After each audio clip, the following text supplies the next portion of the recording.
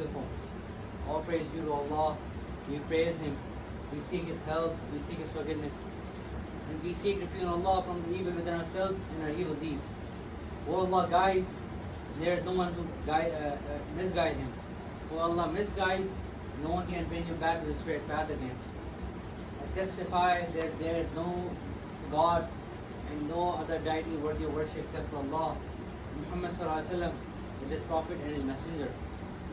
Allah subhanahu wa ta'ala says, O you have faith, fear Allah as it is right to be feared. And do not die unless you are Muslims. Allah subhanahu wa ta'ala also says, fear Allah, for only whom you ask each other of your mutual rights and your family ties. And for Allah is ever watchful over you. Allah subhanahu wa ta'ala also says, fear Allah and speak the words that are the best of them. He will amend your deeds for doing so, forgive your sins. Who obeys Allah and His messenger, and he has indeed achieved the greatest of achievements. The truest word is the book of Allah, and the best guidance is the guidance of Muhammad sallallahu alaihi wasallam.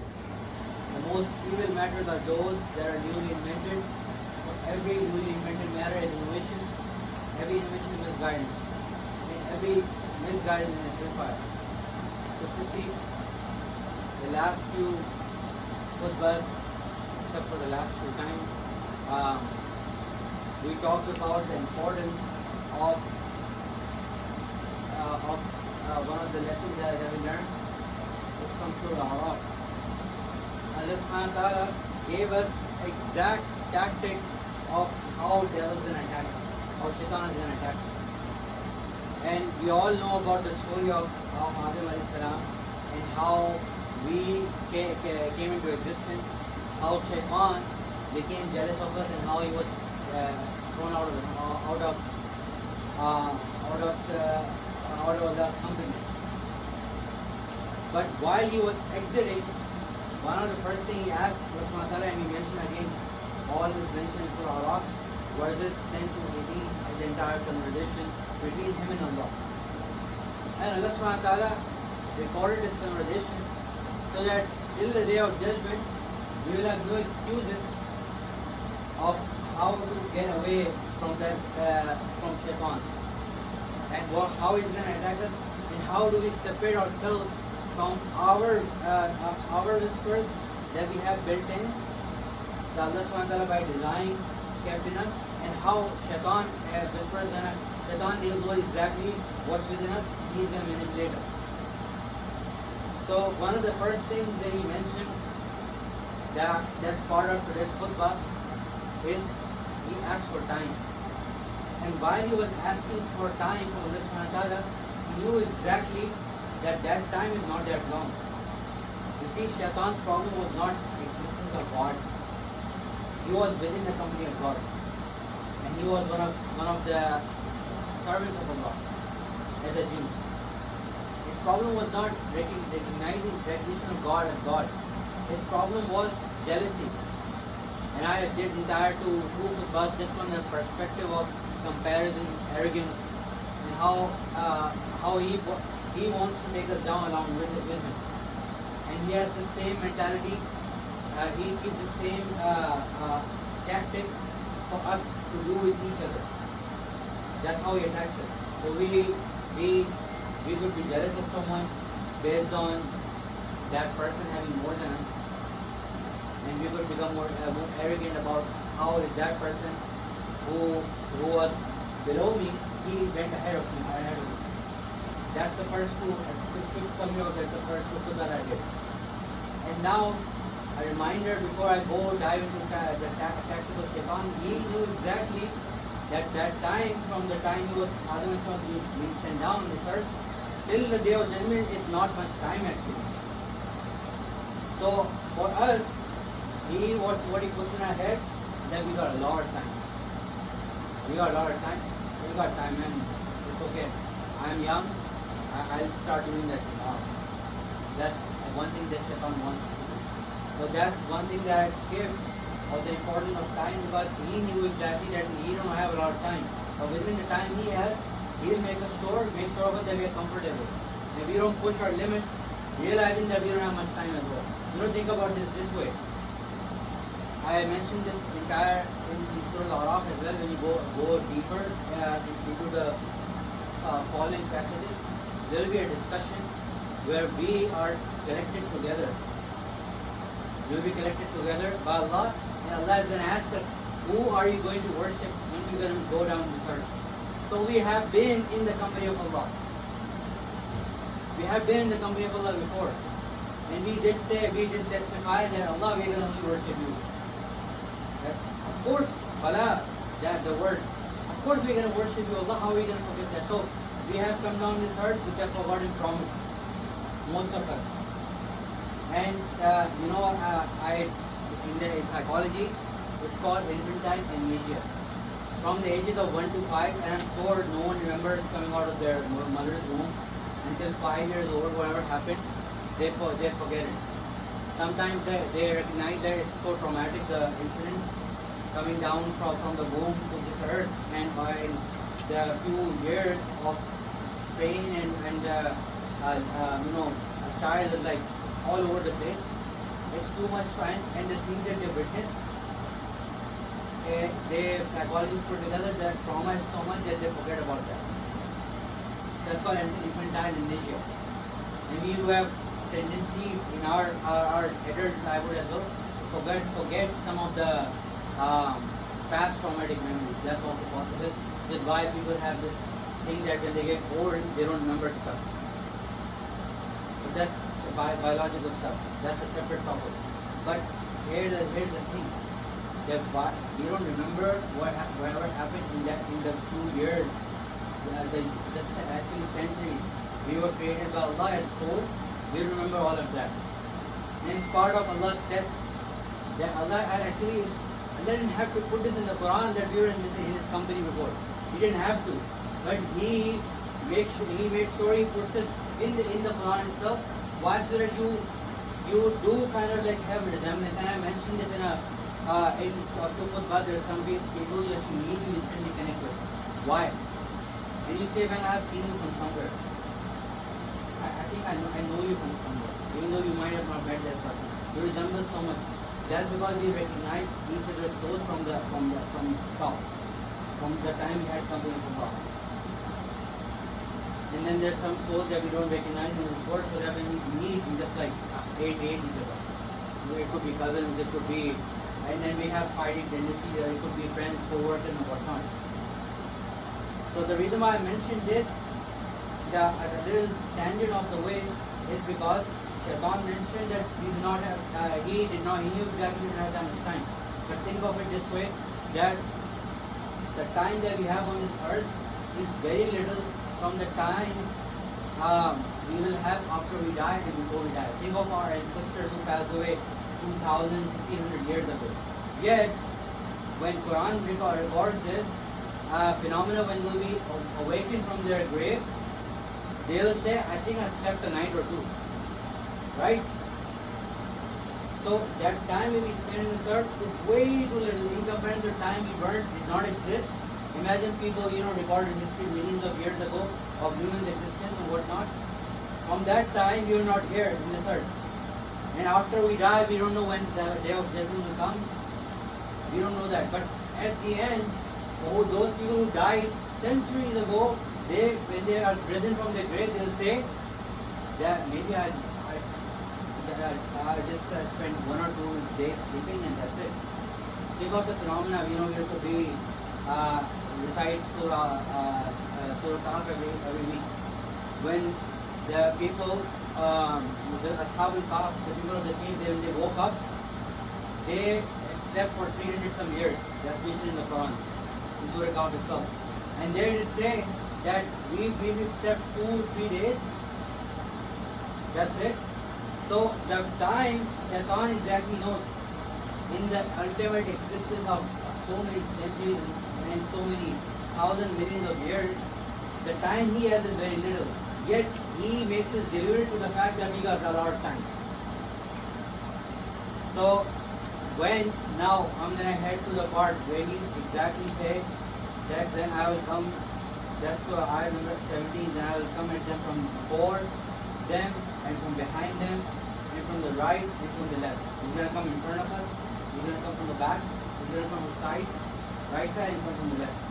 So he attacks on all four sides. But today I'll just discuss a little bit about the front side, how he attacks us from the front. The first thing you and I see in this world is the first thing that you and I see in this world from our eyes is people around us. But we also see beautiful stuff. We also see that attractive stuff. We see houses. We see cars.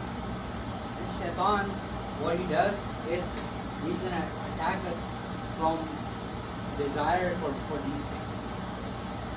Desire for a beautiful house, desire for a better car than you have, a desire to constantly want more. Constantly strive for I have $1,000, I want $2,000, I have $3,000, I have $4,000. It's it's always a count of making a 99 to 100. That's the first thing. So you will never be satisfied with what you have. So what happens in this is literally by standing in front of us, you know what happens? Something, you're driving a car on a highway. And there's a truck that comes up, a big truck ahead of you. And I've seen this actually videos, I'm crazy but I watch sometimes these amazing accident videos. So a guy driving a car, because the truck in front of him, he did not see this traffic ahead of him, he skipped the lane and he bumped into a traffic. What happened because his side was blocked and he could not see what's ahead of it. And he went into an accident. Shaitan, he becomes wealthy when we start to make these material things are the only purpose. He becomes such a big figure for us that we could not see that we're going to meet Allah eventually. That's what he does. He stands in front of us and make you short-sighted. So whatever stuff by standing in front of you, we're gonna see people, we're gonna see women, we're gonna see cars, we're gonna see instant gratification stuff. It's called instant gratification psychology, where you instantly want for more, and that comes from the part of it part of us. It's called in Freudian psychology, it's called it. When we have childish tendencies. As a child, when you are 2 or 3 years old, you don't care what your parents say. You're gonna do what you want. You're gonna want you see stuff. You're gonna go there, and if you don't get it, you're gonna start crying, right? That's what happens to us as an adult as well. You see, we want money. We're gonna keep chasing that money again and again and again. That adrenaline rush to from drugs, alcohol, all sort of addiction. That's also gonna come through this. You constantly want for instant gratification, and what happens in this, you left Allah behind. You could not see that there is a meeting with Allah coming up. Why? Because Shaitan blocked that vision. Devil blocked that vision, and because we are following him, I don't want to do anything. I just want to see what I want. I don't care about all that. And one thing that he does is, like I said, he wants it right now. See, everything that he wants is right now. So we think of it this way, that there's a guy who comes up and says he's gonna sell his house.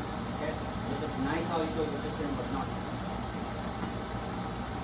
But he's gonna sell you for, it's a $1 million house. He's gonna sell you for $200. Okay, it's too hard for you to believe. I know you'll be like that. But what will happen? What he puts a condition. He said that okay, I'm gonna give you a house for $200. But you're gonna give me $200 right now, and I'm gonna give you that for after 15 years. You're gonna instantly say no. Shaitan, he plays with us this way. Allah subhanahu wa ta'ala, for our effort in trusting in the process, holding on to Allah, and always doing the right thing, what happens is that we feel lost. You see other people talk about banking system, talk about businesses that thrive to interest, talk about the Palestine-Israeli situation right now. Businesses who are supporting Israeli community, the economy, they are thriving right now. But the Muslim who chose to stop those products, they might be suffering right now. Shaitan is gonna make you gonna think, I'm not doing something right. These guys are thriving. and I'm being left behind. So what happened? We as a Muslim are gonna follow that as well. There was a guy, I'm not gonna mention his name, I was training. I told him that the money that you're gonna work with is gonna be haram. And I'm not going to give you specific details as well. But the work you are doing, you will make it halal. But he wanted the reason why he wanted to do that job because he wanted money right now. See, this is not humiliating anything because you and I, myself as well, struggle with this every day. Because we want the profit right now. I'm gonna look at what's gonna go wrong in my afterlife. What's gonna be the consequences of this? You know, the seen world. When we cross a red light, we have consequences, right? We get a ticket at a house. For the unseen world, it works similarly. There's a hijab there, but there are some boundary that I'm crossing, which I cannot see. That comes from the unseen, and we're gonna suffer the consequences. Maybe not in this world, but I will face it when the veil is lifted. So he does this, makes us think this way that you're losing so much right now. Why don't you do this? Go ahead. I have a good relationship with my wife. He's gonna come and say, "Man, that girl is so pretty. I'm gonna do it. I don't care." Because I'm gonna get the instant gratification right now. Partying, alcohol, drugs, all that works similarly. I'm gonna do this because I'm gonna look cool in my company, and I'm gonna forget in the process that if I stick by my principle, I'm gonna be left behind. It's the mentality of being left behind that Shaitan puts in our head. That's the second thing. And what his appeal is? His appeal is emotional. He exactly knows how to play with you and I. He's gonna play with our emotions. He's gonna make us think. He manipulates us and makes us think. This certainly, like I said, it's a fear and anxiety that comes up. For example, I give you example of leaving a job that's gonna pay more, and you choose to do haram instead of halal. Why? Because you are fearful that if I don't make that much, I'm gonna be left behind. It's the fear and anxiety that causes it. And I'm gonna close with this. I have more to go on, but that's the few things, and I have two more to go through, inshallah. I go through more deeply about how he attacks us fear and anxiety as two key factors of how he makes us forget Allah and become short-sighted. But at the end of the day, it's about making you short-sighted so that you don't see what's behind that truck. You don't see what's coming up in the future. And he makes you forget about the meaning of Allah. And at the end of the day, the time that we have, you and I don't have that much. We don't have that much time. And he makes us think that we have a lot of time. I'm young. We don't know about time, Like I said that previously as well, that if I came here, I don't know if I could be back and take it back to the school. That's how little time it was. That's one that I protect us from the visitors, from the front, from the right, from the left, and from behind. That's why Allah allow us to be firm, and no matter how much emotionally I might be suffering, but keep trusting the process. I'm an Arsenal fan. I'm going to go for Warsaw. Back 3-4 years ago, new manager took over, and he kept saying one thing: trust the process. Arsenal was finishing 8th or 9th then, but now 3 or 4 years of patience, they finished runner-up and silver in the process. Inshallah, we'll be in the Champions League next season. That's why Allah guide us. That's why Allah keep us firm on the straight path. That's why Allah not stray away from the stop and the He has designed it. That's why Allah keep us firm on our prayers, on our 5 daily prayers. But at the end of the day, that's the only key that will bring us back to the straight path. No matter how we stray away, let us not forget about the salah. That's so important. And I discussed this 6-7 weeks, 8 weeks about the importance from Surah Fatiha. You could extract so many lessons. And one of the key lessons is like, do not leave the salah. But as soon as we leave salah, Shaitan comes up. He knows exactly where we weak. which is why we seek protection from shaitan and ask for being among those who are earn Allah's favor. That's why Allah guide us. Alhamdulillah. أستغفر الله لي ولسائر المسلمين واستغفر منه